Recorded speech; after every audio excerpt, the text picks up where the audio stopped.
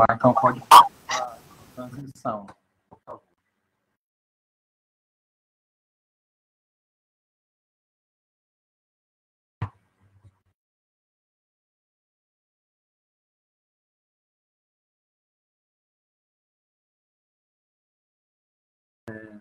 Pessoal, meu nome é William, sejam bem-vindos todos, né?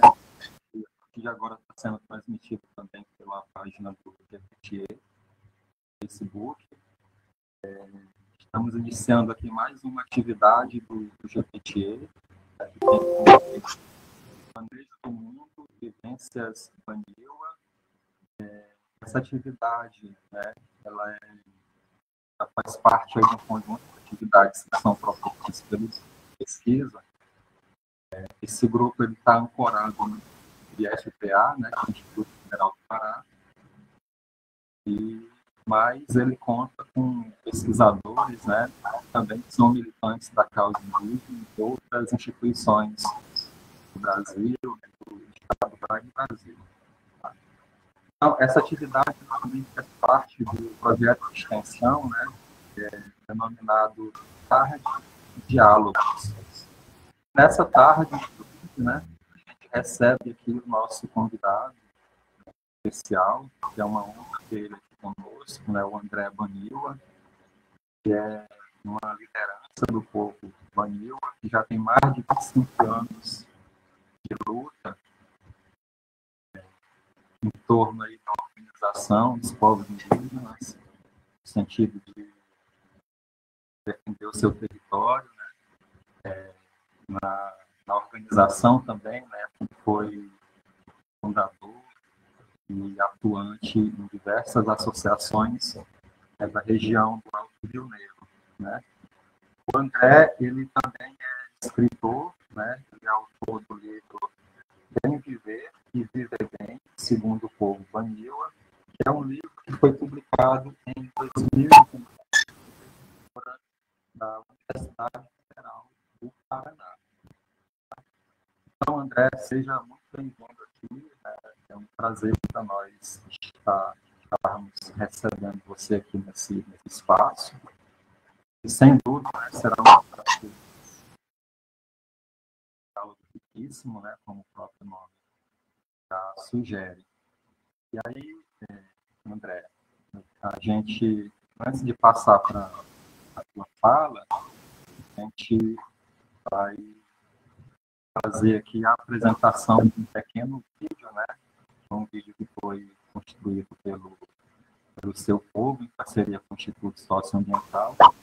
E aí, depois da apresentação desse vídeo de 5 minutos, né? Aí a gente segue o diálogo com a tua fala. Tudo bem, André? Tudo bem. Então, o professor Ribamar está dando suporte técnico. Pode ir.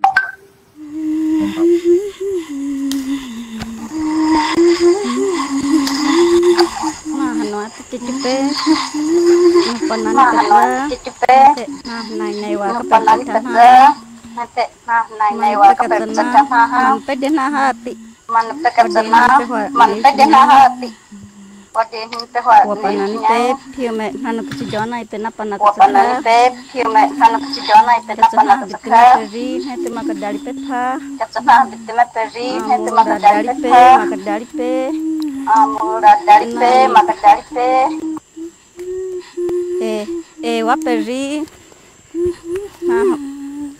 nyapan hai kuang kapan hai kan apa na hare peri waperi panoda nete na murad dari pe makane maka dari pe pha kata nama ne pe kakane ni pha na padawa kame kata nupanani pe kana tua he ati macha dari to wade hinda macha na ndene wari wade hine kanhe kizgutsa macha rigutsa kazkre wa makari he wa pesnai kalna padda ya kare pejina taita kazunai ha kawaine ne na wenta ka tsakhatsa waine ne kazdaritsa wari panze he wade hinka danako ata japana katima wa ne wakari mari ati kana kai dari kani ente kaz pejgutsa no de hawe maka o pizza wah ka ati macha garze ke wari mari katima wakari wakapaga danako pante atipana.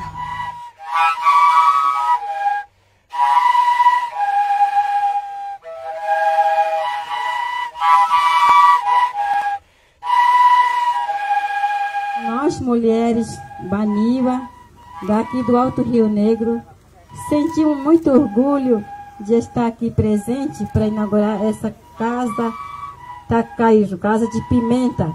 Então, nós, mulheres, temos este grande orgulho de ver o nosso trabalho, o fruto do nosso pensamento, dos nossos antepassados, mulheres que trabalhavam muito, e a gente continua com esse trabalho, levando o trabalho para frente, valorizando, oferecendo para nossos parentes, também para nossos queridos visitantes que estão aqui.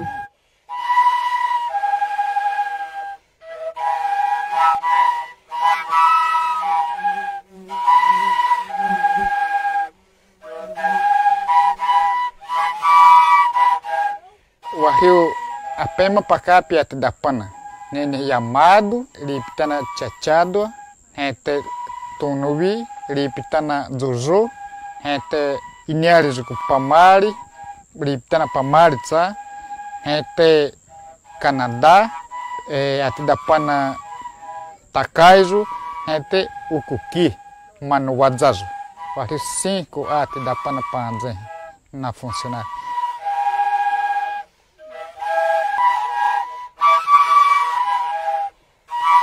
Através da pimenta e através dos artesanatos, as mulheres indígenas elas começaram a ser presidentes de associações de mulheres, que antes não eram. Todas as nossas associações eram gerenciadas, vamos dizer, pelos homens.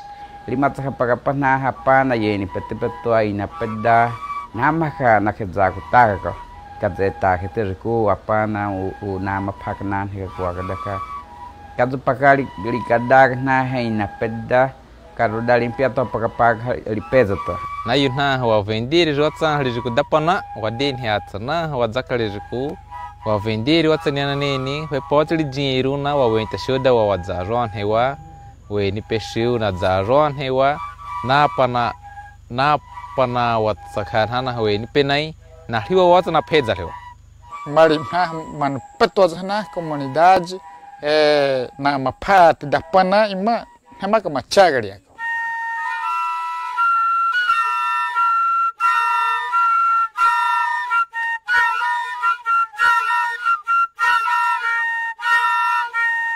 Kenapa waden hinua pere kutsame tsana kapakat saka wade ka hwake na ka ni na zaka do shupe na maminsa na inua ke waden hikare kena na tai tagaro na mini ka tsake khezakore kada shupa wahrio ka tsawa khezako taga ka wa tai tagaro ka we makamacha wa na den hin petsana wa petsana ko wa herinai pe upitsa heriminai pe nang hawada makanya wana kichina pen riyu na pe kuku penese makase tan nang hawani hete wa ma phot wa ka na riyu na wa kichina pe chaka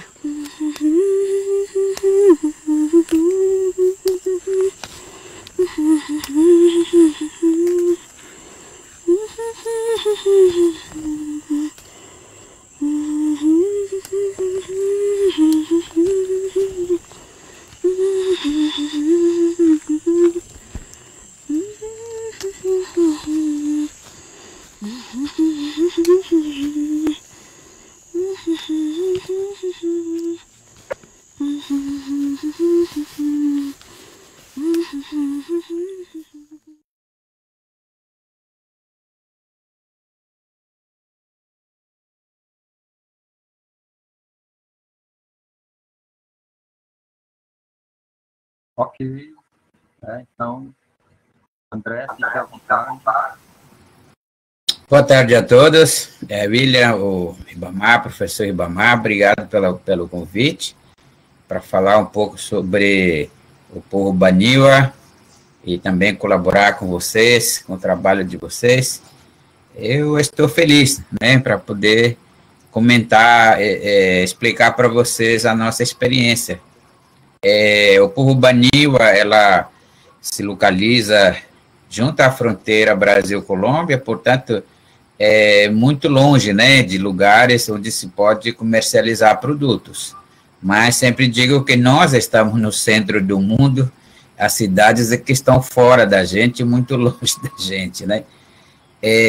Porque é um desafio, viu, Bíblia, assim, para organizar uma produção como essa que foi apresentada da pimenta Baniwa, que é a produção, comercialização, especificamente vindo das mulheres, né, manejada por mulheres, por causa dessa distância. Então, a gente se organizou em 1992, a gente cria a segunda Associação Indígena da Bacia de Içana, com esse objetivo de buscar autonomia financeira, fortalecimento da identidade, né, criar seus próprios projetos, como a escola.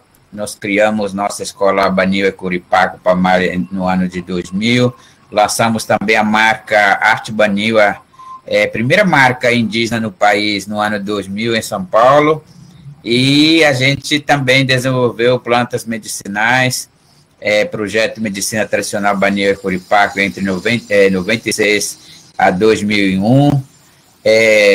Eu estou contando isso, né, para mostrar o desafio que o povo Baniwa tem,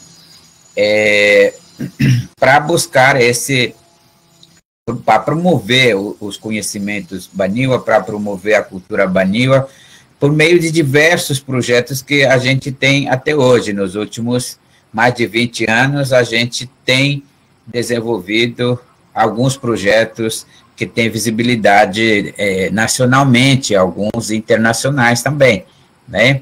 Vocês estão me ouvindo bem? Alô? Estamos. Tá.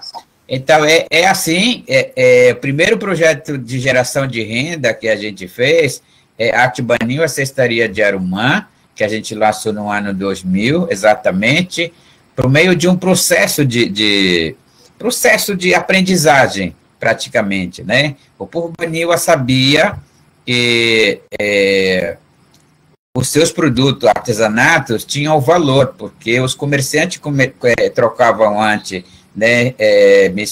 As missões religiosas também trocavam, só que nesse período, um pouquinho antes da conquista do nosso direito, essas personagens tinham saído da nossa região, tinha invasão de garimpeiros também nas comunidades, por causa do tempo do ouro naquela região.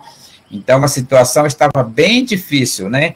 E com o direito conquistado em 88, ela trouxe uma novidade muito importante, uma luz sobre nossas vidas muito importante, porque antes era tudo negado, era tudo ruim, era tudo diabólico, vamos dizer assim, o que a gente produzisse da nossa cultura, o que os Baniwa nos últimos quase 300 anos tinham deixado de lado, mas a lei que veio, que reconhece nossa forma própria de organização social, costume, tradição, direitos sobre nossas terras e outros, nos deu muita motivação, porque pela legislação, então, deixamos de ser tutelados no Brasil e passamos a ser reconhecidos como pessoas de plena capacidade civil. Isso é muito importante citar, porque eu acho que isso que nos mobilizou, nos encorajou para a gente ter essa organização, inclusive permitido dentro da legalidade do nosso país, e a partir daí, né, lutar pela terra, pelas nossas terras, pela demarcação e homologação das nossas terras, que aconteceu em 97, 98, e depois, então, vem esses projetos, né? Mas sobre como é que a gente construiu, como é que foi possível a gente chegar a criar uma marca, como é que a gente conseguiu, como é que foi possível lançar essa marca em São Paulo, uma marca indígena, né? Não foi fácil para nós, a gente teve que aprender, né? Tivemos, eu acho que uma decisão muito importante como povo Baniwa, como era o objetivo de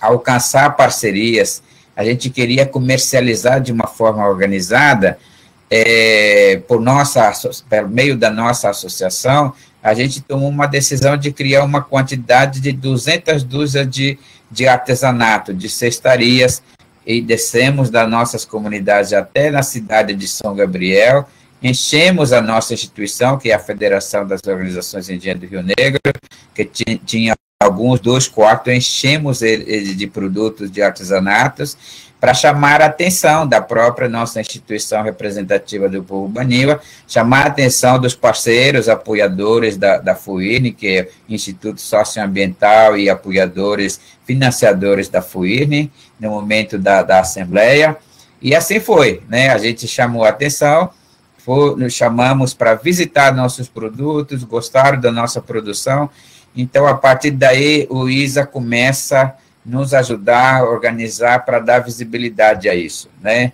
Fez coleção de algumas peças escolhidas que foram apresentadas em São Paulo, e em São Paulo depois nós fomos convidados para participar de Encontro Nacional de Flores em Olambra, e depois duas vezes nós fomos naquela localidade, e assim a gente acabou com o apoio da assessoria em encontrar a Toque Stock, que é uma loja grande no país, que tem uma rede de lojas no país, ter aceitado o nosso produto para serem experimentados no mercado, né? Inicialmente, eles têm avaliado muito positivamente, algum tempo depois, eles viram que a venda da cestaria de artesanato tinha superado a média, segundo a experiência deles, e aí daí a gente passou a ter contrato, né? Então, isso nos motivou, que nós criamos a marca, nós criamos o livrinho Arte Baniwa, e a gente decidiu lançar, então, uma marca para dar uma visibilidade, porque o povo Baniwa, ela não era conhecido no Brasil, né? Em 1996, praticamente na internet, não tinha informação sobre o povo Baniwa, então, nosso objetivo era fazer que o povo Baniwa fosse conhecido no país, porque uma das razões de preconceito e discriminação aos povos indígenas é desconhecimento das pessoas. Claro que hoje também acredito que as pessoas fazem discriminação e as pessoas são preconceituosas por opção, porque ela decide, porque ela é assim, porque a pessoa é assim, porque a pessoa não gosta da gente. Mas eu continuo também acreditando que muitas pessoas têm esse posicionamento por desconhecimento. Então, a gente queria, por meio da Arte Baniwa, sermos conhecidos, sermos respeitados, né? E por isso fizemos um lançamento durante um mês em São Paulo, foi muito importante, porque deu visibilidade, a imprensa virou uma novidade, a imprensa veio e ajudou a divulgar o nosso projeto, e tivemos um sucesso muito grande, né? E virou caso no Brasil, a gente ganhou vários prêmios com cestarias,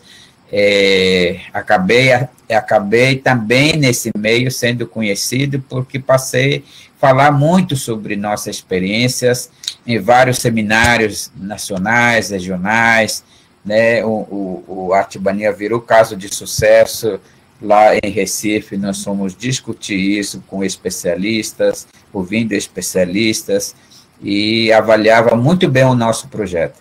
Então, é assim, né? A partir desses cestarias que estava dando certo, cestarias é um produto produzido especialmente pelos homens, né? E, portanto, a renda que vinha, uma boa parte era decidido pelo homem o que comprar. Geralmente o homem pensa para colocar comida na mesa, o meio de transporte, por isso comprava rabetas, né, o espingarda, material de caça e pesca, essas coisas. Então, aí as mulheres, vendo isso, as mulheres sempre ajudaram os homens nesses trabalhos. Só que em uma determinada assembleia, né, no ano de 2005, quando a gente estava falando sobre isso, avaliando positivamente a produção de cestaria de Yarumã, as mulheres, eu acho que se juntaram, de repente vieram e falaram: nós também queremos um trabalho só para nós, porque os homens só estão recebendo grana e comprando o que eles querem, mas eles não pensam como a gente quer ter poder de decisão sobre a renda que a gente tem. E falaram isso para a nossa organização, e a gente fez levantamento de conhecimentos tradicionais das mulheres, e o que a gente achou o que seria mais fácil de fazer acontecer seria a pimenta, que é o alimento, né? A gente não tinha noção nada do que como é tratado essa questão de alimento no país. De Arumã, por causa do processo de aprendizagem, a gente sabia que existia uma legislação, que no estado do Amazonas é isento, eu acho que em outros lugares também, mas sobre alimento, quando nós fizemos todo o levantamento, fomos fazer um estudo de mercado para a gente viu que ainda faltava informação botânica, etnobotânica, estudo socioeconômico, estudo da parte ecológica da planta, né? Além de registro, sistematização de conhecimento sobre ela. E a gente, em 2006, a gente parou nosso plano de negócio e, então, focamos na pesquisa durante vários anos, com o apoio da escola. Nossa escola, os estudantes baniwas, dentro das nossas comunidades, ajudaram a fazer levantamento, estudo sobre pimenta, esse sobre vídeo que vocês acabaram de ver, né? Você vê que no vídeo cita 78 espécies manejadas por mulheres, então, em toda a bacia do Içana. O povo baniwa são 85 entre comunidades e sítios, nós somos 6 mil pessoas. Baniwas tem colombianos, venezuelanos, do lado brasileiro nós somos 6 mil pessoas. Foi assim, né, que a gente trabalhou no ano 2013, finalmente, 2010 a gente fez uma revisão do plano de negócio, e em 2013 a gente inaugura a primeira Casa da Pimenta, em parceria com o Instituto ATAR, que é instituto criado pelo chefe de cozinha Alex Atala, em parceria com o Instituto Socioambiental, e a gente olhou como oportunidade de ele divulgar nosso projeto, e a gente também fornecer alguns conhecimentos nossos, né, associar nossa imagem com o instituto dele. Então, essa parceria aconteceu, e a pimenta começa, então, a aparecer fortemente na produção e comercialização no país, né? Criamos uma embalagem, criamos um rótulo, criamos certas medidas, depois de muitas experimentações no mercado, a gente viu que as pessoas gostavam da pimenta, descobri também que a pimenta não é só a exclusividade dos baniwas, tem muita pimenta no Brasil, tem alguns lugares que as pessoas disputam comendo quem mais aguenta a ardência da pimenta. Eu fui aprendendo isso também, por ser representante por meio da associação. Então, a gente, com a inauguração da Casa de Pimenta, então a gente passa a divulgar através dos parceiros e construindo mais casas de pimenta, né? Depois, lá no Coqui Cachoeira, no ano seguinte, a gente inaugurou outra. Depois de intervalo de um ano, a gente inaugurou mais 2 casas de pimenta. O último que a gente inaugurou foi em 2018, né? Essa imagem que vocês viram na comunidade Canandá do Rio Ayari. Isso que eu tenho que falar para vocês, né? Essa experiência, ela traz uma coisa muito importante, tanto Cestaria de Arumã, assim como Pimenta e outros projetos, ela traz autoestima para o povo baniwa, apesar de muito distante, né? Mas estamos organizados para cuidar dos processos. Por isso, também, a nossa associação tem escritório em São Gabriel da Cachoeira, por isso também a gente fala muito sobre ela, né? A pimenta, produto pimenta, culturalmente para nós, ele é de proteção da vida. Era usado pelo Criador da humanidade, pela pessoa que liderou as conquistas dos nossos direitos de humanidade, né, como proteção, como adorno também. Por isso ela nos protege, né? Quando a gente usa a pimenta, colocamos na comida, culturalmente tem sentido de matar os espíritos malignos que podem estar na comida, purificar aquele alimento para a gente comer sem problema, para que ela serve de fato de bem para a nossa vida, né? Então essa é a função direta da pimenta, mas também ela é usada para cerimônia, cerimonial de transmissão de conhecimento na cultura baniwa, né, que a gente chama de Kalizamai em Baniwa, em língua geral é Pudária, como é conhecido também no Brasil, aportuguesado já essa palavra, como chama? Da Bucuri. Então é assim, foi assim que a gente foi trabalhando. Essa é a importância dessa pimenta, e depois a gente viu a confirmação dela por meio de estudos científicos, né? Então, uma certa combinação, quer dizer, a parte da ciência, ela confirmou exatamente o que a gente dizia, né? De uma forma diferente, mas com o mesmo sentido de proteção da vida, né? Então, no momento da transmissão de conhecimento para jovens, para a vida adulta, é usada essa pimenta no cerimonial de orações, protegendo a vida dela. Mas a pimenta é usada desde a infância até a vida inteira, né? Mas tem momentos de cerimoniais, nesse caso da transmissão de conhecimento para as pessoas que recém-parto, no caso para um homem e mulher, né? É assim. Então, por isso a pimenta faz parte do centro da nossa cultura, na cultura baniwa, né?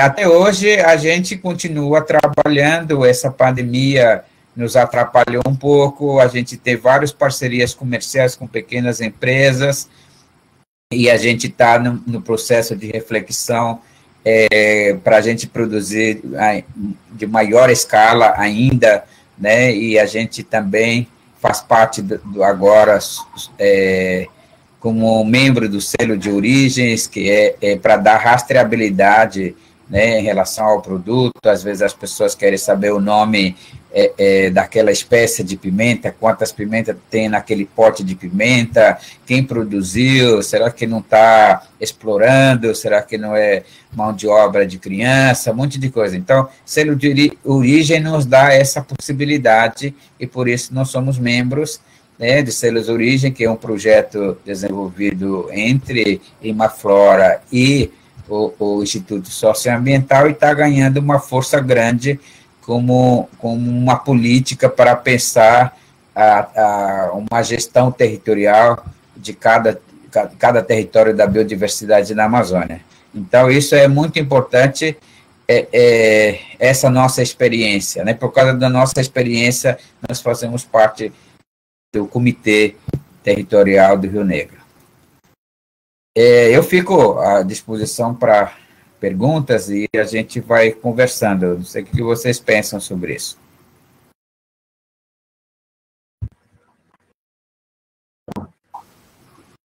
André, muito obrigado pela sua fala inicial. Tá? As inscrições já estão abertas aí, pessoal. Vocês podem colocar no chat. A experiência Baniwa é uma experiência fantástica, tá? pela organização. E, como não tem escrito, eu vou tomar vontade para fazer a minha pergunta. Tem uma fala sua, que é uma fala muito emblemática, né?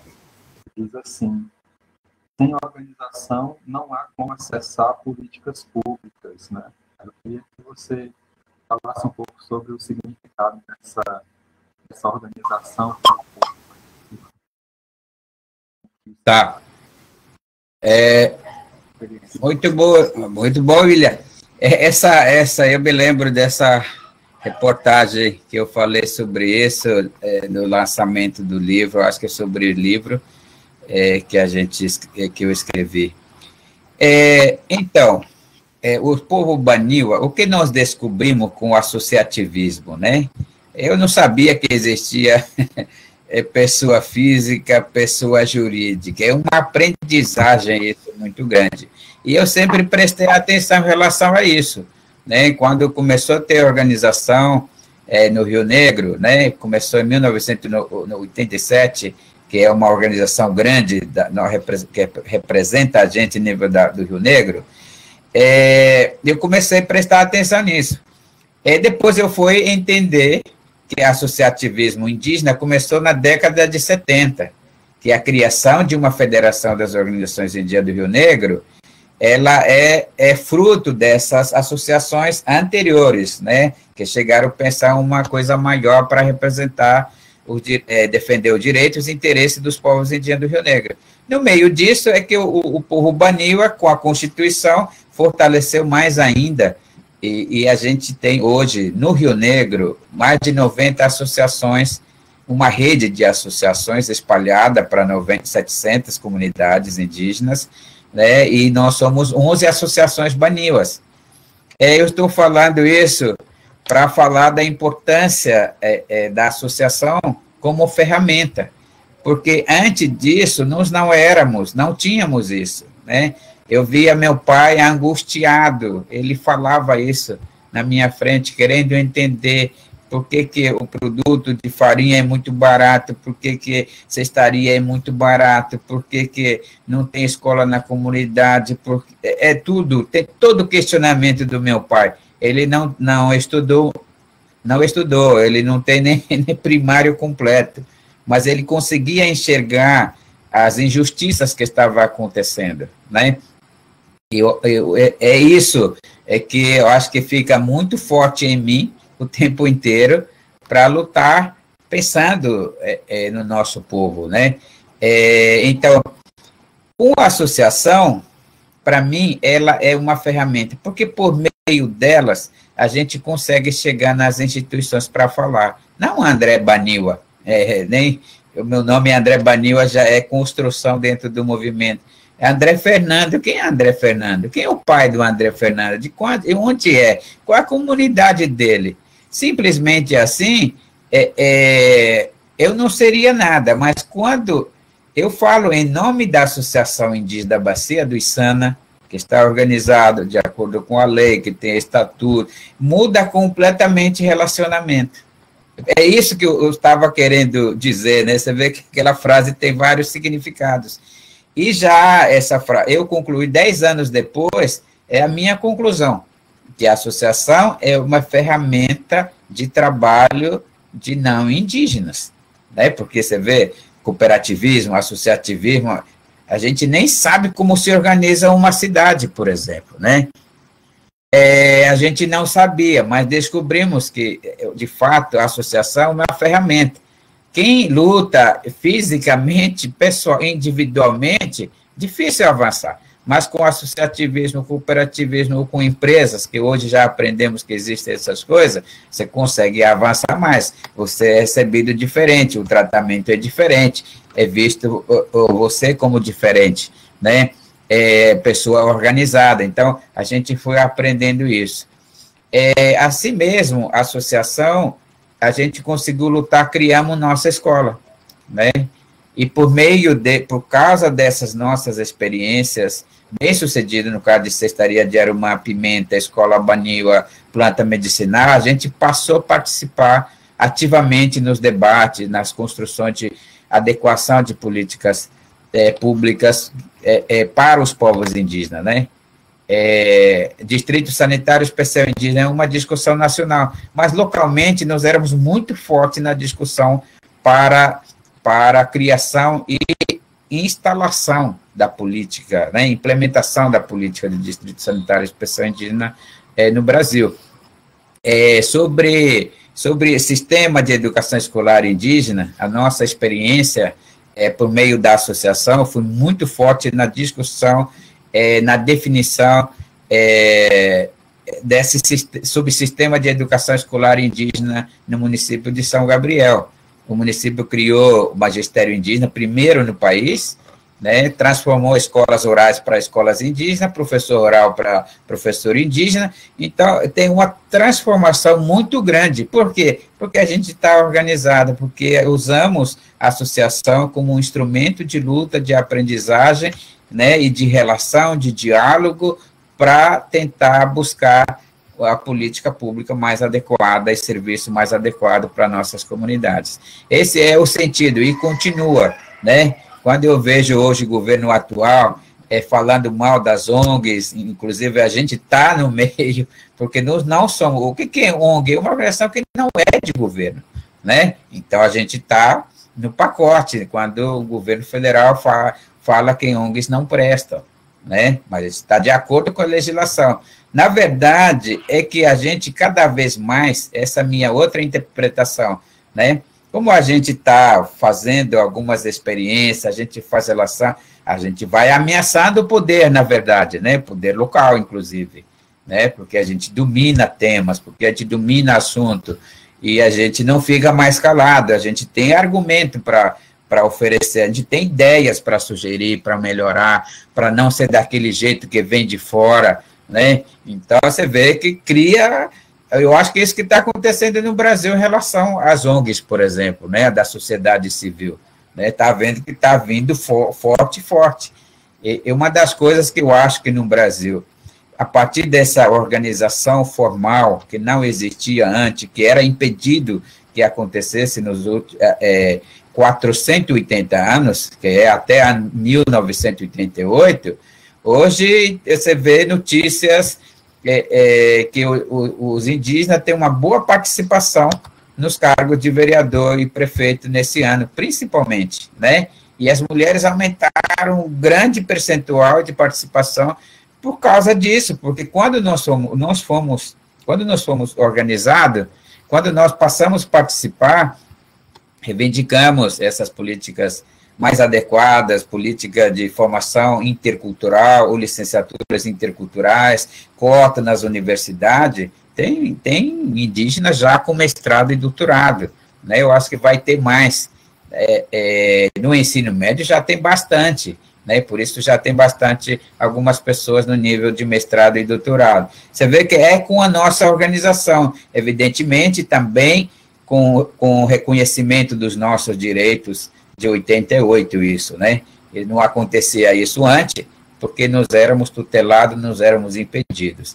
É isso que eu estava querendo dizer com isso, porque sem a gente estar organizado, é difícil a gente falar de igual para igual sobre nossos problemas.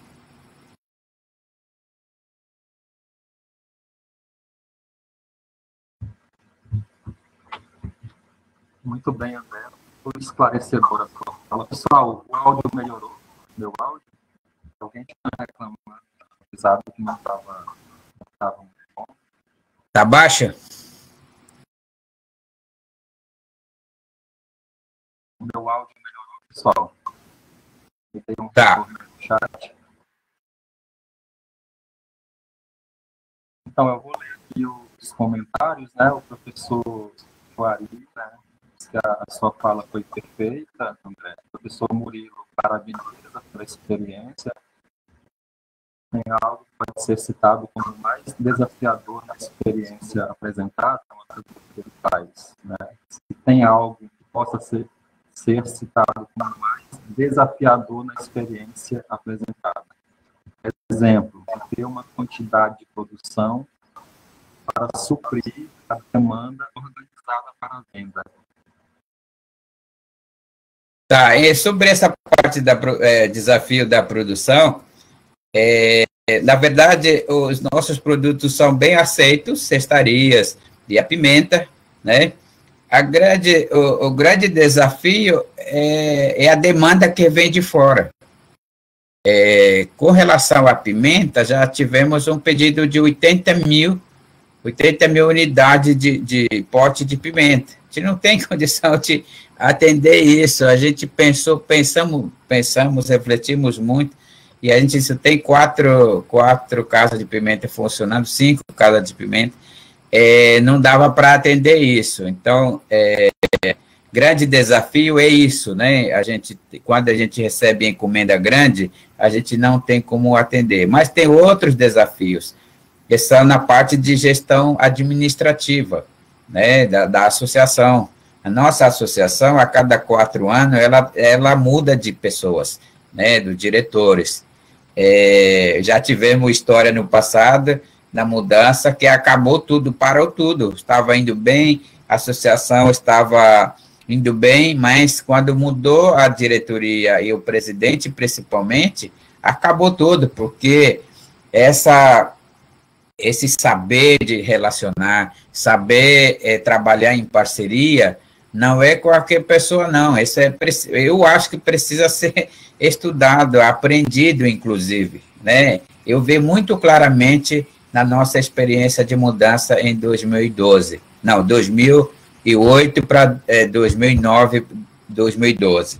E tivemos uma grande perda, e só retomamos isso a partir de 2013 novamente, né? Então, esse é o desafio, gestão administrativa, saber fazer relação, saber trabalhar com as instituições, saber trabalhar em parceria, saber definir, saber qual é teu objetivo comum, né, e que as parcerias têm que olhar para esse objetivo comum, para essa construção de alcançar a meta que é o objetivo comum, tem que saber disso, né?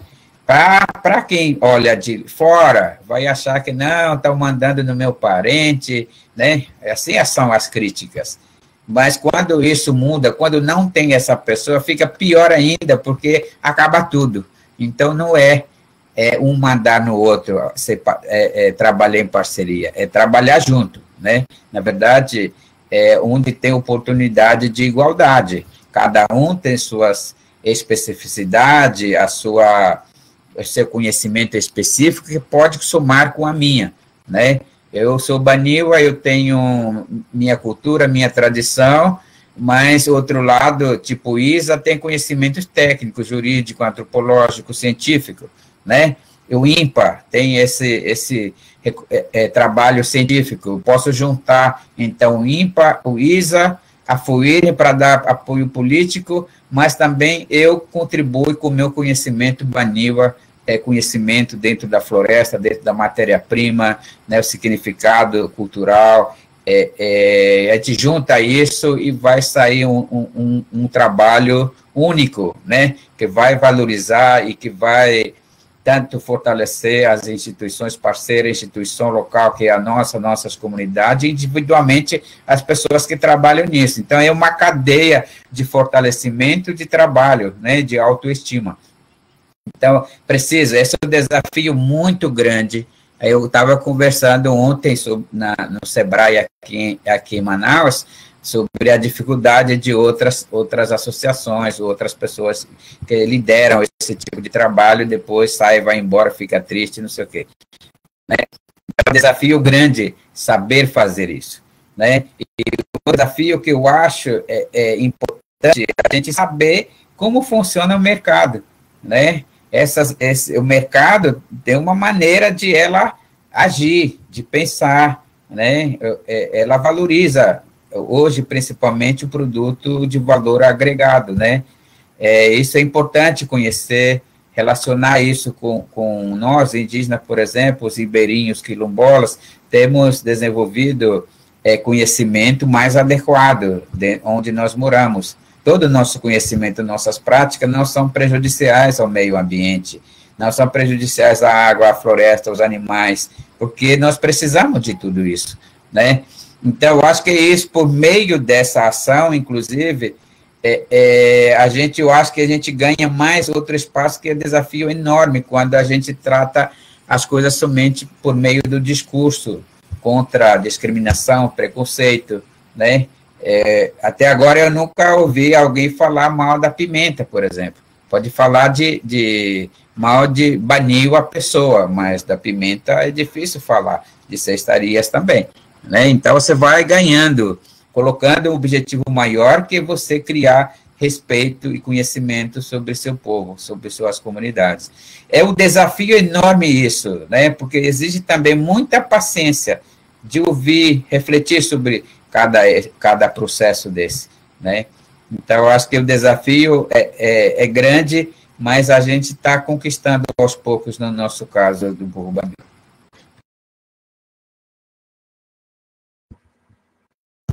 Perfeito, muito obrigado. Temos 2 inscrições, o professor Joari, que tem a palavra agora, e a sequência é o professor Ribamar.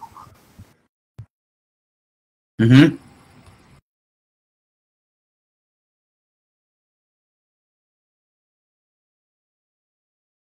Tá falando? Não estou ouvindo, não. Não, ainda não. Joari, pode ativar o microfone, por favor.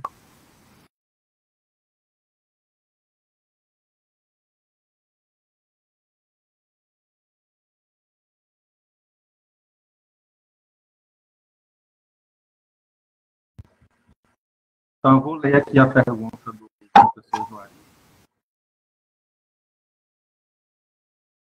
Como foi a questão da organização inicial, da organização da manipulação da pimenta?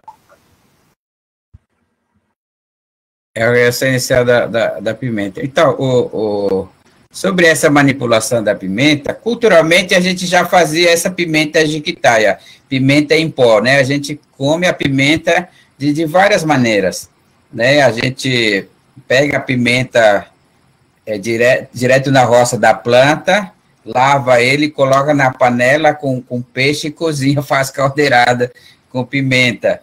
Mas, para durar mais tempo, as mulheres coletavam e coletam, né? Leva para torrar, depois é pilado e vira pó, né? Com certa mistura de sal hoje em dia. Então, você coloca 2, 3, 5 garrafas, ou para trocar com parente, com outra coisa, quando não tinha outras mercadorias, e assim, então, conservava, né? Então, o que aconteceu com esse projeto agora? Não mudou nada. Para fazer pimenta jiquitaia, continuamos usando pilão, né? Todo o cultivo lá nas roças continua a mesma coisa, claro, as mulheres continuam observando e aperfeiçoando suas práticas, e essas pimentas são coletadas e levadas para a casa de pimenta. Essa é a diferença hoje em dia, né? Leva para a casa de pimenta, que recebe, pesa, seleciona, né? Porque como a gente passa a trabalhar com qualidade, segundo recomendação da Anvisa, então tem que selecionar, às vezes vem pimenta também estragada, alguma coisa assim, já seleciona nessa casa na hora de receber as pimentas com as mulheres. Ele pesa e calcula quanto que registra, se já tiver grana na casa da pimenta, paga a mulher, ela vai embora, então depois, na casa da pimenta, onde tem um homem e mulher, que é um casal, passa, então, levar essa pimenta verde ainda para a estufa, que é para desidratação, né? Depois ela é torrada. Então, essas pessoas que trabalham na casa de pimenta que vai triturar ela no pilão, né? Então, 1 quilo de pimenta é misturado 10% é o sal, e o sal vem lá do Cordilheira dos Andes, né? Vem lá do Peru, essa pimenta diretamente do mar. E a gente faz isso, né? E depois, depois de pesado, misturado o quilo de pimenta, ela é colocada 15 gramas em cada pote de pimenta,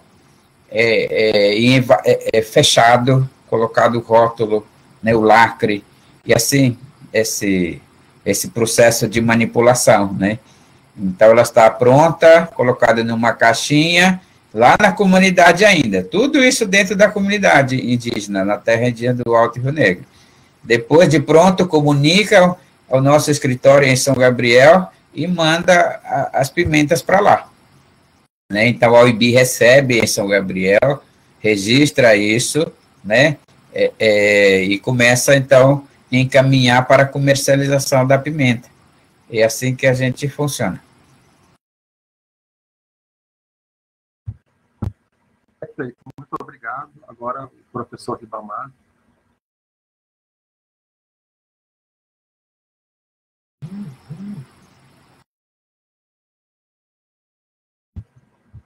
Oi, está saindo aí o áudio? Agora sim.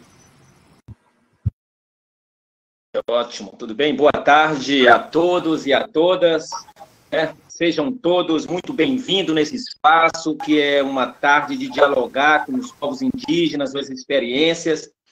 E eu acho que não é a minha intervenção aqui, é mais no sentido de poder contribuir a partir do ato de ouvir, né? O filho do André, ele já inicia o seguinte: nós estamos no centro do mundo, as cidades é que estão distantes. Eu acho que isso é muito importante ouvir isso e entender como isso dialoga hoje, inclusive, de teoria local e global, a partir de uma percepção de uma outra realidade. Né?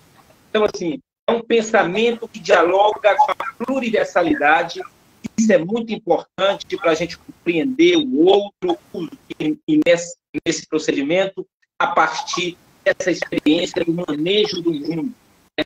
E aí, a pimenta, apesar de estar sendo exposta aqui como produto e produto para o mercado, ela tem um outro sentido para os Baniwa, né?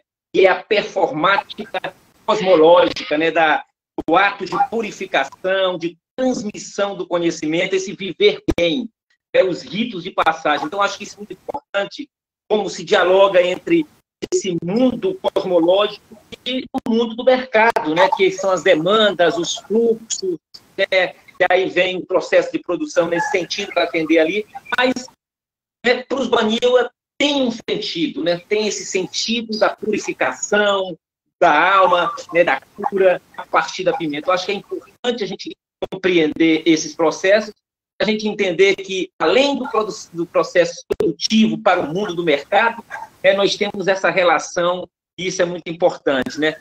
Esse é um processo, talvez um processo do mercado global, seria uma reinvenção, né, dos Baniwa. E eu acho que, nesse sentido, é importante ouvir, compreender como síntese o manejo do mundo. E eu acho que esse diálogo aqui nessa tarde é nesse sentido, e a gente espera que a contribuição de todos. Então, não era muito bem uma pergunta, mas para dialogar a partir do pensamento do André sobre essa coisa de que nós estamos no centro do mundo, as cidades é que estão distantes.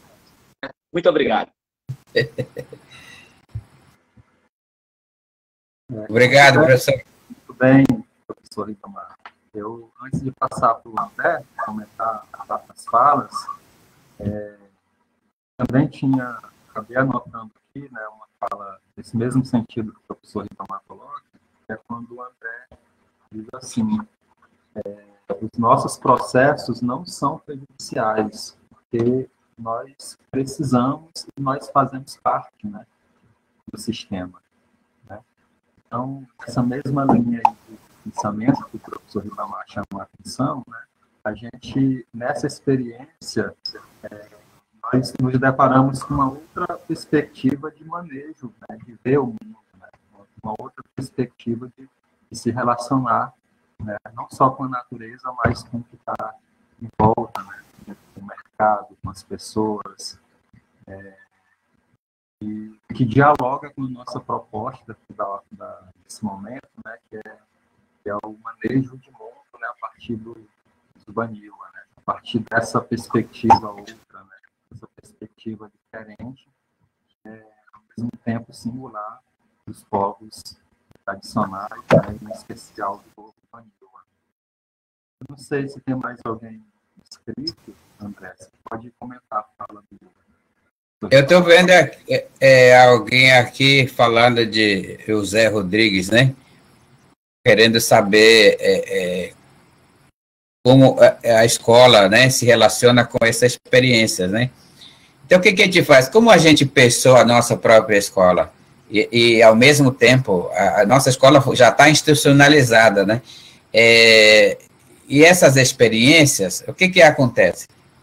A escola, a formação de filhos de Baniwas, eles queriam que fossem aquelas pessoas que aprendessem coisas na prática, né?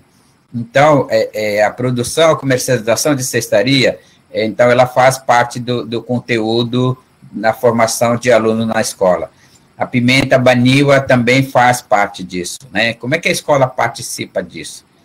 Principalmente nas pesquisas etnobotânicas, né, das experimentações científicas.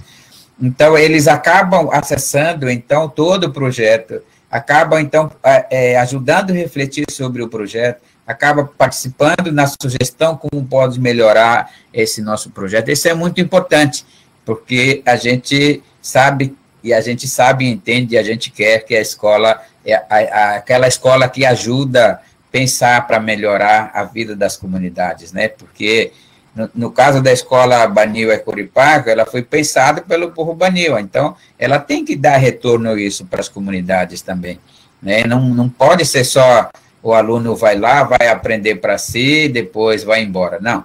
Ela tem que colaborar durante a vida dela escolar também. Depois de vida escolar, maior ainda tem que contribuir, né?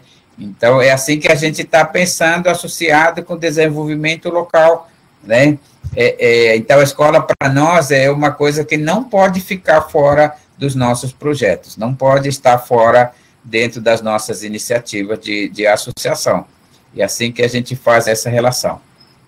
Tá? Muito importante esse comentário do professor Ribamar, do William também. Eu acho que é isso mesmo, né? Nós temos que manejar, nós, historicamente, por Baniwa, de baixa escolaridade, mas nos últimos 20 anos, por causa das nossas iniciativas, tem animado um conjunto de processos, né?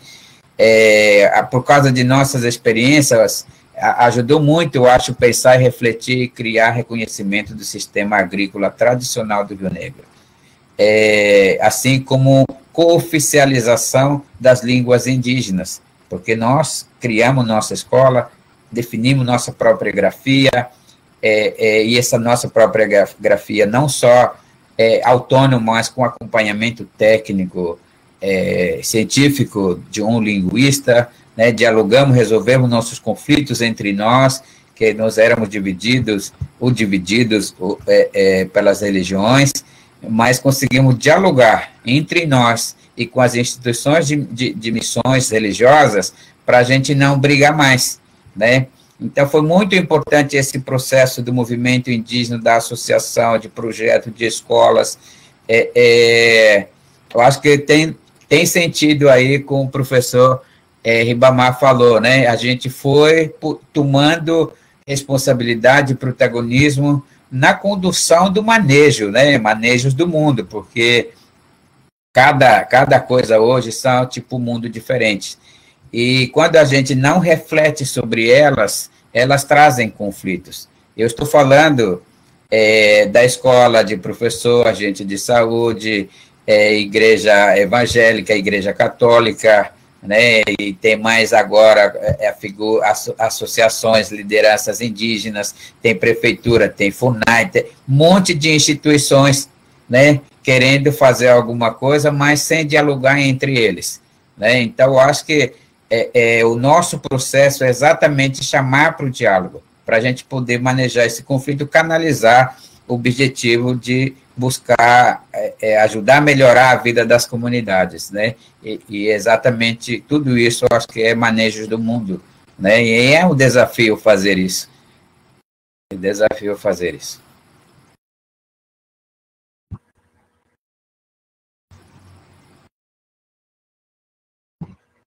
Não tem ninguém inscrito, então vamos seguir. André, eu tenho uma questão que ela surge a partir também da sua fala, né?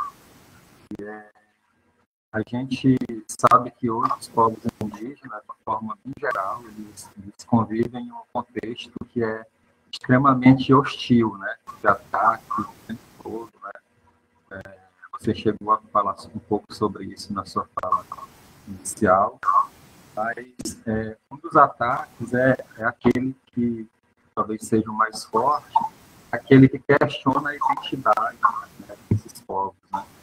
E eu também lembro aqui algumas entrevistas suas, né? Eu vi que no seu livro, você traz algumas respostas a esses tipos de ataque, né? Por exemplo, né? Questão da interculturalidade, né? A gente imagina que vocês devem receber alguns ataques pelo fato de que vocês utilizam hoje ferramentas como associações, cooperativas, que são, como você mesmo falou, são ferramentas do não índio, né? Então,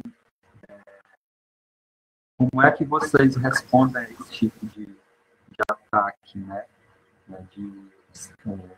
Muitas vezes as pessoas acham que dialogar com traços de outras culturas, ou mesmo aprender com outras culturas, incorporar os traços de culturas, tradições diferentes, isso pode implicar em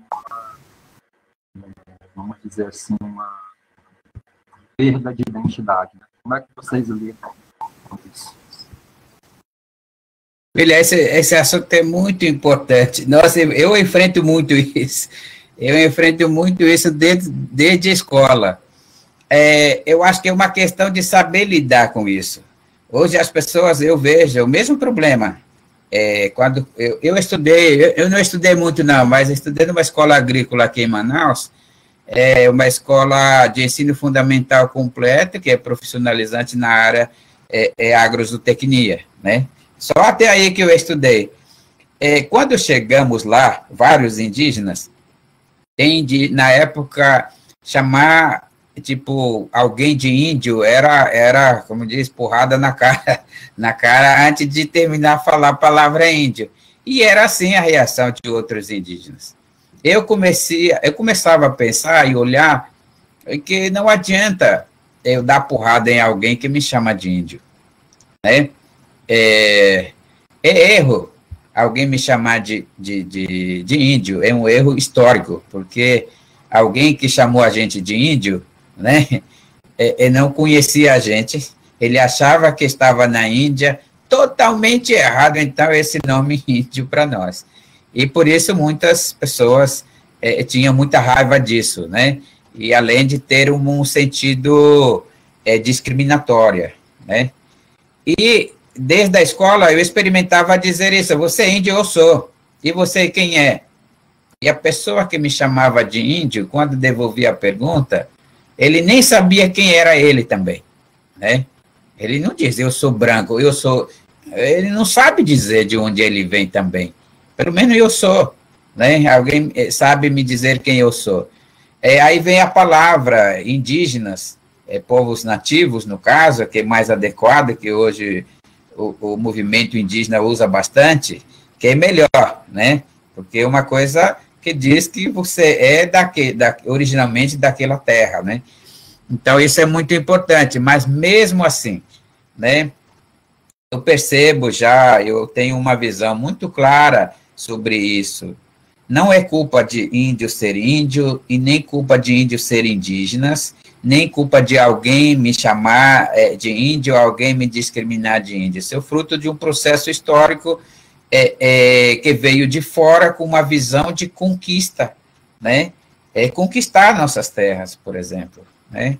Eu vejo muito claramente hoje que ela veio de três maneiras, né? Uma coisa é o capitalismo dizer que o índio não faz nada. Tem muita terra... Tem muita terra para não fazer nada. Então, o índio é preguiçoso, então não precisa de terra, temos que tomar a terra do índio, né?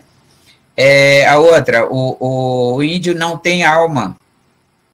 Os religiosos diziam isso, né? Os índios não têm alma, ou seja, pode matar o índio que vocês não vão cometer pecado, vocês não vão para o inferno por matar índio, vocês vão para o paraíso assim mesmo. É isso que estavam permitindo com isso, né? Que as pessoas repitam, repetem até hoje, né? E o Estado diz, como não tem alma, não trabalha, o Estado cria a figura da escola, então nós vamos ensinar o índio, né? Ele vai para ele se tornar como a gente, ou seja, nós vamos eliminar ele de vez, ele não vai ter direito à terra originária dele. Você percebe esses conceitos que as pessoas repetem, né? essas coisas que as pessoas repetem, eles muitas vezes não sabem de onde vem, né? Eles deveriam se conscientizar, fazer reflexão sobre isso, saber exatamente de onde é a sua origem para respeitar o outro, porque a pessoa que não sabe, não conhece a sua origem, é difícil respeitar o outro, né? Ele acha que surgiu do nada, não é assim, né? Nós, povos indígenas, mantemos o nosso conhecimento de origem, por mais que seja novo, ele sabe que nós somos daqui da terra, que a nossa história começou lá no território Baniwa, lá em Ripana, né, o local da origem da humanidade, onde nasceu diversos povos, depois foram espalhados no mundo, né? Então, esse Baniwa tem que saber disso, né, para quando for confrontado, ele saber explicar de onde ele vem, como se formou, porque ele existe ele vive naquele pedaço, né, e todas as pessoas deveriam saber disso. Então, eu acho que essa parte é importante, a gente vai continuar enfrentando. Uma vez, uma experiência nesse processo de colocar a cestaria no mercado em São Paulo, numa exposição, todo mundo achava que a gente ia chegar de cocá, tudo pintado. Eu tenho o meu jeito de ser, tinha me conscientizado do jeito que eu sou hoje, assim que eu vou me apresentar, né? Não é o outro que vai pensar como tem que ser, não, né? Eu vou agir desse mesmo jeito que eu sou, porque não é minha culpa. Alguém é culpado nessa história de ter deixado de usar as minhas pinturas, o meu cocá e outros ornamentos que eu não uso mais hoje em dia. Então, não é minha culpa, a culpa é de outra pessoa. E quando chegamos em São Paulo, todo mundo vinha e olhava, que bonitinho, vocês são índios do Amazonas, mas vocês, com esse corte de cabelo, relógio, sapato, tênis, e não comprava nosso produto. E a gente, 2 dias, ficamos tristes, mas pegamos um espaço, a gente foi falar sobre o nosso produto. Nós demos uma palestra de 10 minutos, e assim a gente conseguiu vender nossos produtos. Então, a gente percebeu que era desconhecimento mesmo, né? A gente precisava falar do nosso produto. Mas o mais curioso que aconteceu ali, nesse aspecto da discriminação, que eu tirava foto dos que estavam feita a exposição em alguns lugares, uma sugestão de uso do cestaria, eu tirar para levar para a comunidade, mostrar foto. Aí um engravatado apareceu e diz assim, você é índio? Eu falei, eu sou. Ele falou simplesmente assim, eu não gosto de índio. Só que eu conversei com ele, mas por que você não gosta de índio? Ah, porque índio fica desmatando a floresta, olha o conhecimento do cara, né? Aí eu falei, mas em São Paulo tinha muita floresta? Ele disse, sim, aqui em São Paulo tinha muita floresta. Eu falei, mas foram os índios que acabaram com a floresta de São Paulo? Nós já tínhamos visitado o museu no centro de São Paulo, como era antigamente ali, toda a aldeia indígena. Aí esse cara fugiu, foi embora, não conversou mais comigo. Então, eu encaro a situação, eu encaro o diálogo. Acho que é uma melhor maneira a gente encarar, dialogar com essas pessoas que trazem essas informações negativas, imagem negativa sobre nós, né? Eu acho que é o que a gente está tentando fazer também por meio das nossas experiências. Muito bem. Sobre esse tema, eu vou tomar a liberdade, André, de ler aqui um trecho do seu livro, né, que diz assim: a interculturalidade é coisa do ser humano, é coisa do ser vivente. A aprendizagem de outras culturas e tradições sempre acontece e se processa a partir da própria perspectiva de incorporar outros conhecimentos, sem perder os seus próprios sistemas, suas originalidades, né? Eu penso que é uma fala que... Essa frase é muito importante, William. Aprofundei mais a partir disso aí. Esses dias me pediram para escrever sobre a escola intercultural, e exatamente... quando começa casamento, a gente não casa com nossas irmãs, por exemplo, é proibido, né? E como é que acontece casamento? Acontece com um grupo diferente, ou seja, cultura diferente. Então, quando há casamento, gera um novo ser, um filho ou a filha, ela já vem com metade sangue de um e de outro, de cultura diferente, né? Então, ela já vai carregar conhecimento diferente junto a partir da mãe e do pai, dos avós, né? Só dentro da família. Se ela vive dentro de uma comunidade, que vai ter ainda maior diversidade de povos, ela vai adquirir esses conhecimentos também. No nosso caso, por Baniwa, nós convivemos entre 23 etnias no Rio Negro. Quando saímos das nossas aldeias para fora, a gente vai começar a aprender isso. Por isso que o indígena em São Gabriel fala na média de 3 línguas diferentes. O meu tio fala 9 línguas diferentes, né? Porque ele exatamente, quando a gente fala a língua do outro, é porque nós já nos apropriamos do conhecimento daquele povo, daquela fala, né? Eu falo português, então já aprendi a cultura de falante português, né? Eu falo curipaco porque eu conheço a cultura curipaco, adquiri conhecimento. A partir do momento que eu falo a língua desses povos, eu também estou transmitindo meu conhecimento. Quando eu visito, eu fui uma vez visitar rapidamente parentes Guarani em São Paulo, no caminho ele foi falando coisas e eu senti a obrigação de também contar a minha experiência. Trocamos conhecimento, eu fiquei com alguma coisa do conhecimento Guarani, ele também ficou com uma parte do meu conhecimento. Então, o tempo inteiro, o conhecimento é intercultural. Eu, quando passo pensar, tipo, entre indígena e não indígena, acontece muito essa interculturalidade, de uma maneira diferente, nega fonte de informações, mas ele é um conhecimento intercultural, por exemplo, no mundo acadêmico.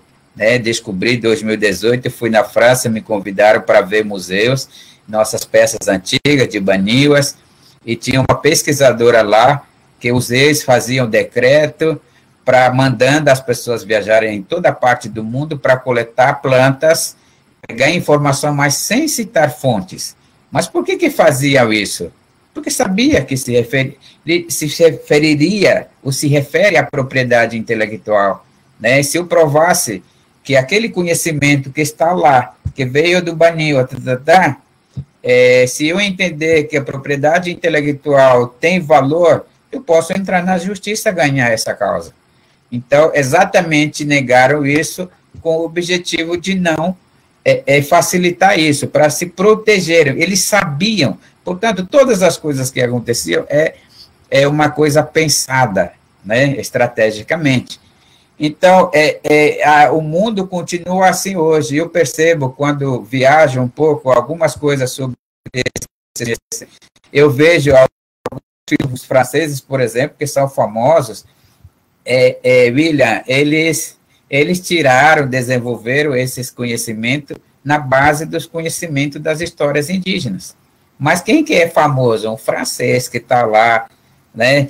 Eu vi lá na França muitos museus, por meio de muitas brigas, eles já sabiam disso, juntou de todos os continentes as informações naquele espaço para ela se tornar importante. Então, por que a gente não pode criar, desenvolver no nosso espaço e para sermos importantes aqui mesmo? Em vez de a gente ir para a França e voltar a ser importante, alguém tem que vir aqui para ser importante. Seria ao contrário, né? Então, você vê que o conhecimento sempre foi intercultural, só que sempre foi negada, né? Por isso eu digo, o conhecimento intercultural está em cada pessoa, assim como o bem viver está em cada pessoa. Coisa boa está na pessoa, coisa ruim também está nas pessoas, né? O que a gente alimentar é o que vai transparecer, ou coisa boa ou coisa ruim, né? É muito importante, por isso eu acredito muito na possibilidade de fazer as pessoas entenderem isso, quem sabe cria uma relação diferente, cria uma relação respeitosa entre nós. O que seria o desejo do povo Baniwa é a gente ser respeitado, respeitar os outros também, né? E a gente conviver bem. Eu acho que aí traz mais uma vez o nome do nosso evento, que é Manejos do Mundo, né? evitar esses conflitos, mas procurar viver bem.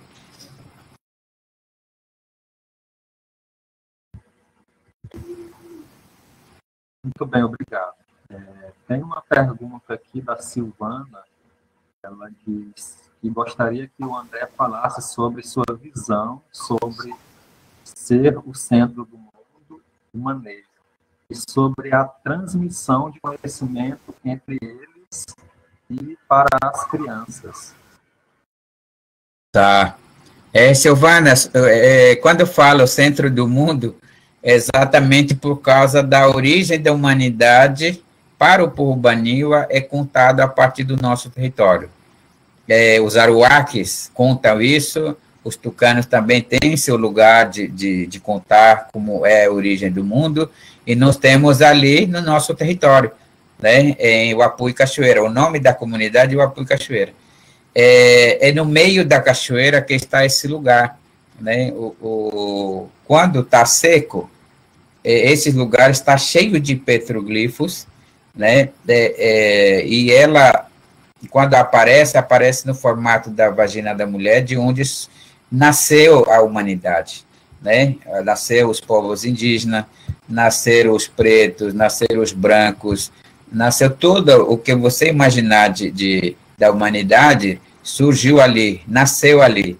O Inhapirecolidori recebeu essa humanidade ali, né, porque abençoou, protegeu essa humanidade, depois distribuiu o conhecimento para essa humanidade, depois separou eles, né? Então, por isso que eu falo assim, nós é que moramos no centro da humanidade, porque onde nasceu a humanidade, depois foi separado para outros lugares, né?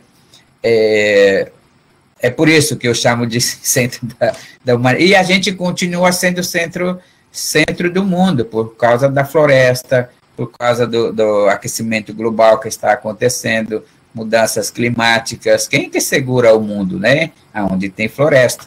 Quem que garante diminuição de aquecimento global? É onde tem floresta, que é onde é a nossa terra, né? E se esse desmatamento vier chegar nesse lugar, acabou o mundo, né? Essa é mais ou menos a profecia dos Baniwas. Então, por isso, assim, nós somos contra desmatamento, nós achamos que outra maneira de desenvolvimento é possível e temos que nos esforçar também, ajudar a construir isso, ajudar a demonstrar isso, né? Por mais que nossas experiências são pequenas, mas ajuda a gente a pensar e discutir com isso. E sobre a transmissão de conhecimento entre nós e para crianças, existe uma coisa natural de acontecer e existem essas coisas cerimoniais que eu falei inicialmente, né, por meio de Carizamai para meninas e para meninos. Mas desde pequeno, as crianças são cuidadas com proteção de orações, com comida, né, com banho, com plantas, muitos tratamentos existem para as pessoas, desde criancinhas, né? Essa fase de Carizamai, tanto para mulher e para homem, ele já é na fase de consolidação desses conhecimentos na tradição, no costume, né? É o momento de intensificação desses conhecimentos, que não é o fim também, né? Aquele é um período intensivo de repasse de conhecimento, de aconselhamento para a vida, mas a partir dali, com Carizamai, que é um momento público de entregar a pessoa formada, vamos dizer assim, onde todo mundo sabe o que ele aprendeu, coisas boas que ele aprendeu, coisas ruins que ele não deve praticar. Depois disso, ele tem que continuar participando do processo para aperfeiçoamento do conhecimento dele, né? E assim é a vida. Então, as pessoas são ensinadas a prestar atenção, a observar, né? Constante aperfeiçoamento na vida é o que se aprende nesses processos.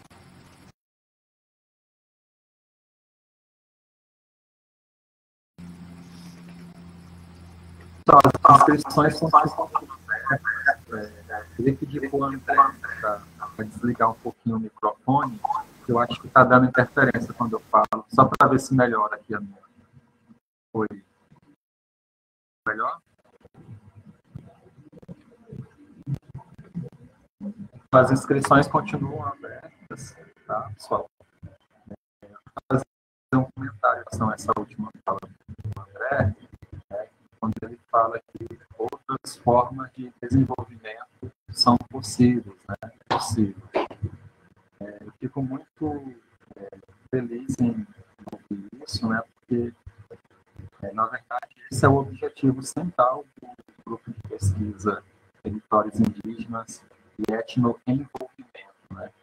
Esse é o nosso objetivo maior, né?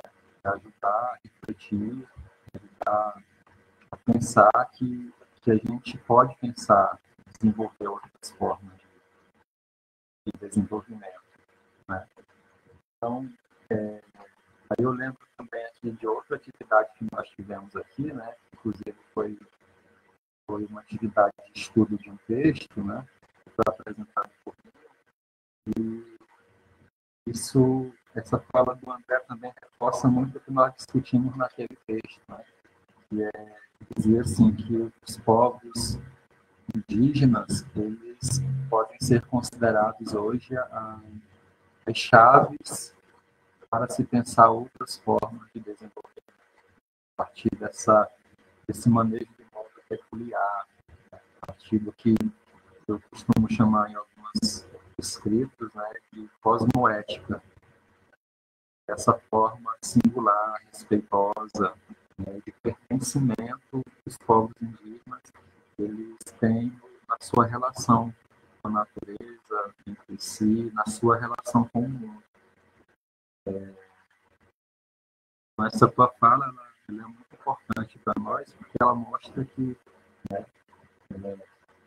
que está nessa forma de se relacionar com o mundo, os caminhos possíveis para se pensar outras formas de desenvolvimento.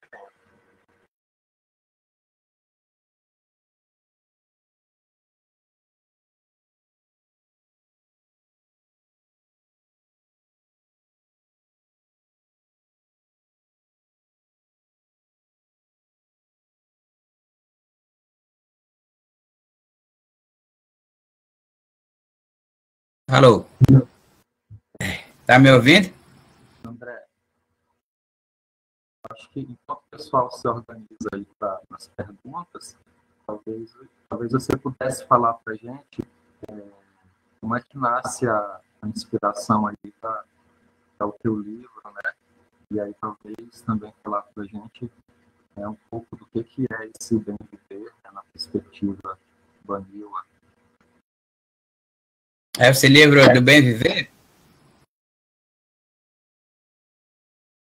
Isso. Então, esse livro, o William, a todos, como é que surgiu a questão do bem viver na nossa vida, né? Assim, a gente falava muito de qualidade de vida dentro das nossas comunidades. Aí, um tempo, eu não me lembro, eu acho que no ano 2012, teve uma reportagem sobre bem viver, a experiência, eu acho que da Bolívia, do Peru, e um dos nossos assessores mandou para mim. André, você já viu isso? Já pensou nisso? Bom, eu não liguei muito, não, sobre esse bem viver. Bem viver. E a gente, de repente, teve outra reportagem novamente, sistematizou, traduziu de espanhol para português. Aí prestei mais atenção sobre isso, fui ver que é uma coisa profunda, né? A pergunta da assessoria é se existe bem viver na cultura Baniwa? Bom, eu peguei isso, eu fui pensando sobre isso, fui conversando com meu pai, dentro da família, outros parentes, nas comunidades, a gente foi vendo que essa palavra bem viver, a busca era assim, exatamente, existe isso na nossa cultura? Bem viver é uma coisa que existe na nossa vida, né? O povo Baniwa fala disso o tempo inteiro, só que eu não prestava atenção em relação a isso.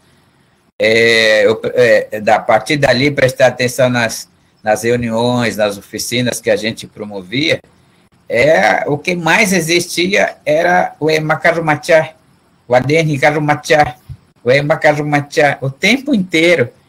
O discurso quase da maioria, durante a fala de um baninho, vai aparecer 3, 4, 5 vezes essa palavra, o Emakarumachá, que é exatamente quando você traduz, é bem viver, é viver bem, né? E, por causa disso, a gente começou a refletir. Eu fiz uma grande reflexão sobre nossas experiências, né? Essas experiências que eu já contei, arte banil, a pimenta banil, a escola, a medicina tradicional, fortalecimento da identidade cultural. Bom, por que a gente faz isso? Para bem viver. Como é que ela vai fazer, como é que ela vai chegar nesse bem viver? A partir do momento que a gente trabalha os nossos projetos, a partir do momento que são reconhecidos, né, respeitados, então a gente está promovendo o bem viver para o nosso povo e entre nós com quem a gente se relaciona. E comecei a pensar que, então, tudo que a gente estava fazendo, a gente estava reconstruindo o nosso bem viver do povo Banil e Curipaca. E quando a gente avançou mais sobre isso, colocamos isso nas assembleias e definimos uma conferência do povo Baniwa sobre a nossa organização e o bem viver na Bacia do Içana.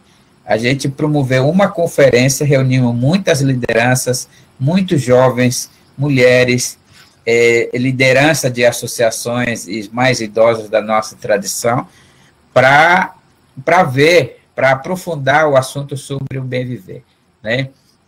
Então, foi assim que se originou esse livro. Quando terminamos essa conferência, o assunto foi bastante grande. Eu fui relator, coordenei e depois fui que eu fiz uma revisão geral e essa parte do relatório. E durante a elaboração do relatório, e quando eu entreguei o relatório para todo mundo, eu via que o relatório podia ficar parado, esse assunto, e que aquele assunto, para mim, é estratégico, muito importante, que pode nos reunificar, que pode, cada instante, cada momento que a gente encontrar conflitos nas nossas vidas, podemos refletir a partir do bem viver para a gente se reconectar com as pessoas com que a gente criou conflitos, por exemplo, né? E conversei com alguns assessores que me acompanham, alguns parceiros, né? Que eu queria manifestar meu interesse de transformar o relatório em livro, né? Aí nós conversamos e comecei a elaborar esse livro com a ideia de colocar na forma de livro ao povo Baniwa, né? Para levar para dentro das escolas, porque a ideia é que o tema Bem Viver passa a ser o conteúdo das nossas escolas. E com esse objetivo me esforcei bastante, e os 2 pesquisadores que fazem pesquisa na nossa região não indígena fizeram uma revisão de português, né, de dar uma reorganizada nas coisas que eu estava escrevendo, e um deles pensou assim: André, esse assunto tinha que ser publicado por uma das editoras de uma universidade brasileira. Eu falei, é um desafio, se tiver um jeito aí, vamos lá. E nós participamos de um edital, e foi acatado, foi distribuído para dar parecer aos especialistas, e foi aprovado.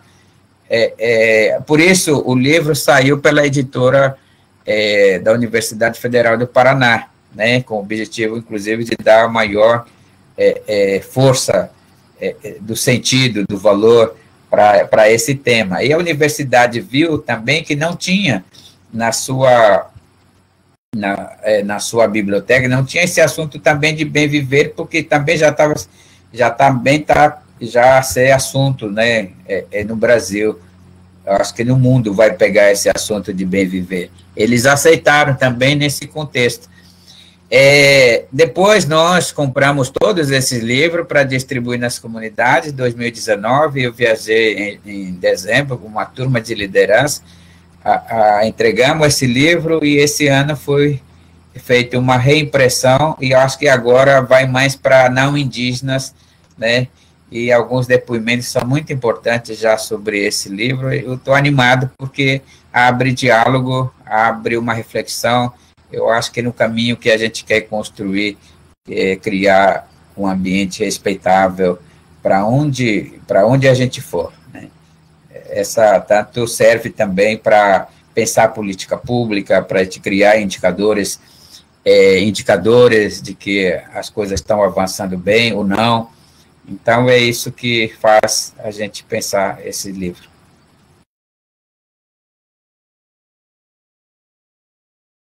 É uma experiência que serve também caminho, né, pistas aí para se pensar novas políticas públicas, se pensar novas formas de desenvolvimento. Então, colocando aqui, pode falar. William, uma coisa que eu não contei é que quando a gente estava quase no finalzinho para produzir o livro, impressão do livro, eu falei para esses assessores que a gente tinha que experimentar, né, nos lugares de espaços acadêmicos. A gente organizou alguns eventos em São Paulo, discutir com acadêmicos, professores e estudantes, foi muito boa, foi muito recebido, assim, com uma boa avaliação do tema, dessa história da interculturalidade, o caminho de construção, de respeito. Depois eu fui convidado pelo Papa, assessores do Papa, para discutir problema, e eu tive a oportunidade também de falar bastante sobre essa experiência da reflexão sobre bem viver, né? E tomou sentido quando eu andei na França também, falei bastante sobre isso. Então, eu acho que foi tomando sentido amplo, assim, né? Já nesse tempo da pandemia, ela tem sido sempre assunto. Acho que essa semana já eu conversei com uma turma de jovens que cria, quer divulgar, quer entender. Eu fiquei muito animado com elas, porque elas ficaram felizes, né, com essa ideia do bem viver, a perspectiva do bem viver. Então, tá certo. A gente está caminhando aqui para o encerramento, né, dado o horário.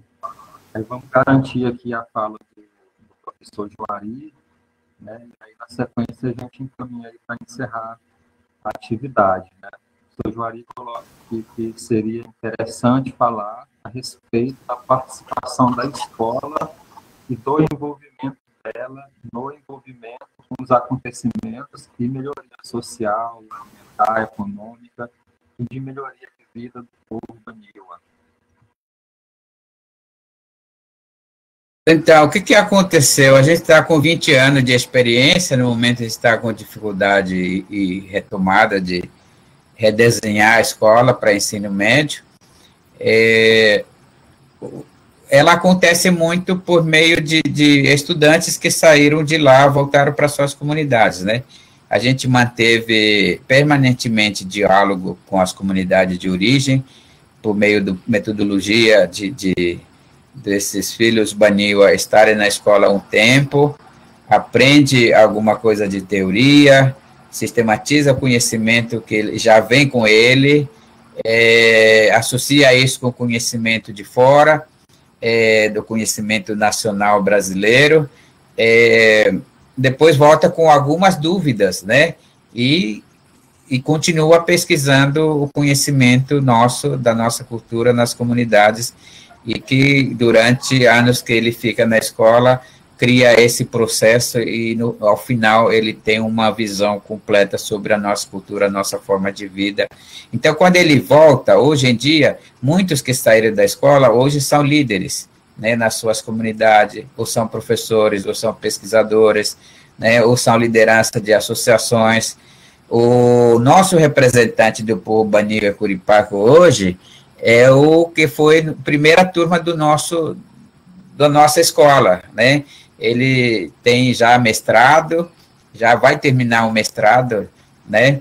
E ele está representando o nosso povo agora, né? Então, e vai o conhecimento que ele adquiriu na escola, também ele já desenvolveu em várias comunidades, né? Então, vai chamando a atenção, vai criando uma nova geração de lideranças, talvez mais forte do que a gente com as práticas, né? Com conhecimento científico, essa questão do conhecimento tradicional associado, e ele está usando muito bem isso. Eu acho que, assim, vai ajudando as comunidades a superar as suas dificuldades, né? Porque o povo Baniwa, no encontro de 2017, eles manifestaram que queria mais, né? Ou seja, já tem escola de ensino médio, já tem filhos professores e outros trabalhos, manifestaram dizendo que queria mais, né? Produzir, gerar mais renda, mas também nessa parte da escolaridade, o povo Baniwa pensa até chegar na universidade própria, é um sonho que hoje é impossível, mas está como meta, né? Então, o povo Baniwa tem uma boa avaliação sobre a formação escolar, né? E eles são envolvidos no desenvolvimento desses projetos e tomar iniciativas também. Está acontecendo isso. Antes era praticamente eu e mais algumas pessoas, hoje já somos bastante pessoas tomando essa iniciativa. Eu acho que vai melhorando assim, né? Ajudando essa melhoria da condição social. A gente tem desafio de controle e equilíbrio em relação à nossa alimentação, porque a partir do momento que adquire, gera renda de várias fontes, né? Também acaba tendo acesso aos produtos industrializados. A gente tem desafio desse educação, de consumo, né? E vai indo assim. A gente conseguiu, por meio dessas iniciativas, manter a comunidade Baniwa sem precisar que volte a questão do patrão de fora, né? A gente conseguiu. Ainda não temos grandes organizações para gerar recurso ali dentro, mas como ela é diversificada, consegue abastecer por meio do professor, agente de saúde, né, acaba equilibrando isso.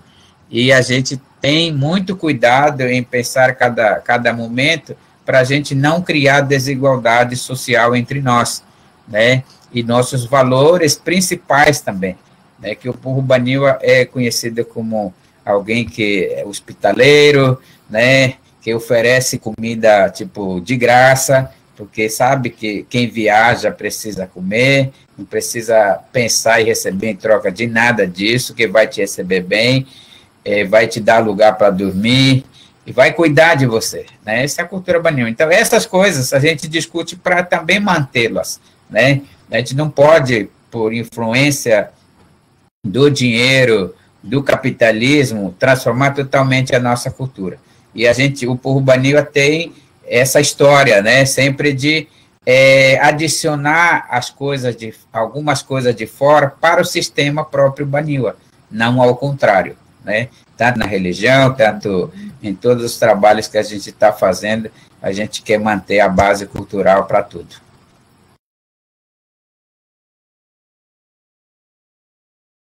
André, a gente quer agradecer muito a tua disponibilidade, disposição de estar aqui conosco, né, nesse momento.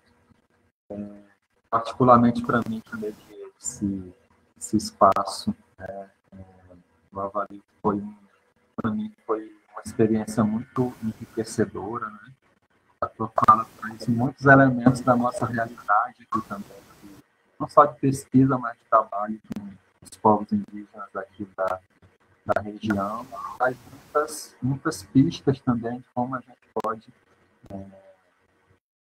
ter experiências mais exitosas, né? Então, muito obrigado, André, pela tua disposição, né? Disponibilidade, né? De partilhar toda essa experiência, né? A vivência, os saberes, né? A sabedoria conosco, né? Em nome do grupo, eu quero deixar esse agradecimento. Ver que é importante a gente manter também o contato, né? nós do grupo também nos colocamos à disposição, né, caso a gente possa contribuir em alguma coisa, né? E eu queria convidar também, né, o professor Ribamar a fazer uma fala de encerramento, né, dessa atividade.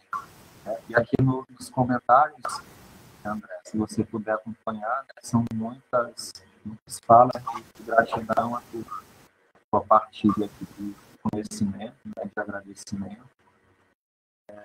Estamos muito felizes em receber você aqui. Muito obrigado. Então, queremos agradecer aí a participação efetiva de todas as pessoas que tiveram nessa tarde, né? Hoje nós tivemos um número menor, mas é um número de qualidade, as perguntas, a participação, a compreensão de estar hoje aqui. E, assim, temos aí vários colegas, né? Tanto do grupo de pesquisa, como também colegas de trabalho do IFPA. André, nós somos, a maioria, membros do grupo de pesquisa, somos professor do IFPA, aqui em Marabá, no sudeste do Pará, e atuamos hoje também no curso com o povo Paracanã, né, os Avaeté. Nós estamos lá com uma experiência, iniciando com um magistério indígena e um curso técnico em agroecologia, né, que é coordenado aí pelo professor Joari, que fez algumas perguntas, questionamentos, e isso é importante porque nós estamos trocando experiências aqui, né? Tivemos já várias lideranças, já vários escritores, já vários autores indígenas aqui desde do início do mês de maio, durante essa pandemia toda, fazendo esse diálogo. E eu acho que é muito importante, eu acho que a sua presença hoje, que aceitou o convite de imediato a discutir essa experiência dos Baniwa, não só produtiva, mas a questão cosmológica também, que ajuda muito a gente a compreender a relação com o mundo dos povos indígenas. Acho que foi muito fantástica essa compreensão, muito importante a sua presença. A gente fica desde já agradecido, né? E também agradecido por todos que estão participando aí. A gente vai passar uma palavra final tua e depois encerrando. A gente avisa novamente para os que não conseguiram colocar o nome e o e-mail, para certificação ou declaração. Essa atividade está sendo gravada, vai ser disponibilizada no nosso canal do YouTube, do GPGE, e também na página no Facebook do GPGE, que está sendo transmitida ao vivo. Ela vai ficar lá também disponível para todos terem acesso a essa belíssima fala, intervenção que o André Baniwa proporcionou nesta tarde do dia 11 de novembro de 2020. Muito obrigado.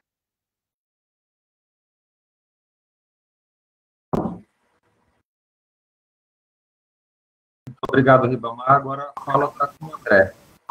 Fique à vontade, André. Tá, William, obrigado, Ribamar, a todos os que me ouviram, né, ouviram a experiência Baniwa, os resultados das nossas reflexões. Eu confio muito no diálogo, no conhecimento, né, no intercâmbio do conhecimento. Eu acho que é a coisa da vida, isso, né? Eu acho que nenhum povo pode dizer que só pode ficar no mundo dele e assim que vai dar certo. No nosso caso, indígenas, né? Nós estamos no Brasil, não somos Baniwa, mas brasileiros, né? Não só brasileiros, nós somos gabrielenses, amazonenses, amazônida e brasileiros, né?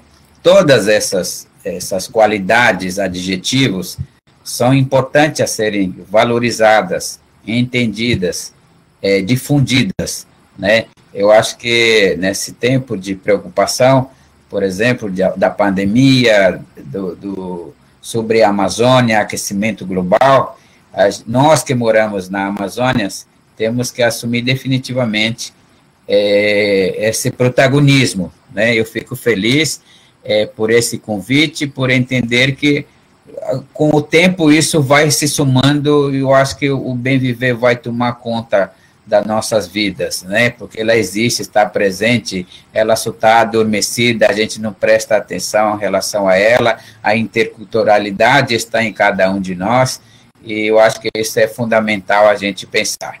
né? Eu fico muito feliz por essa participação e muito obrigado a cada um de vocês. Até a próxima, se Deus quiser. Muito obrigado mais uma vez, André. Muito obrigado a todos os presentes. Estamos encerrando aqui. Obrigado, pessoal, que acompanhou aí pela página do Facebook. E, como está sendo gravado, também será disponibilizado via YouTube. Muito obrigado, pessoal.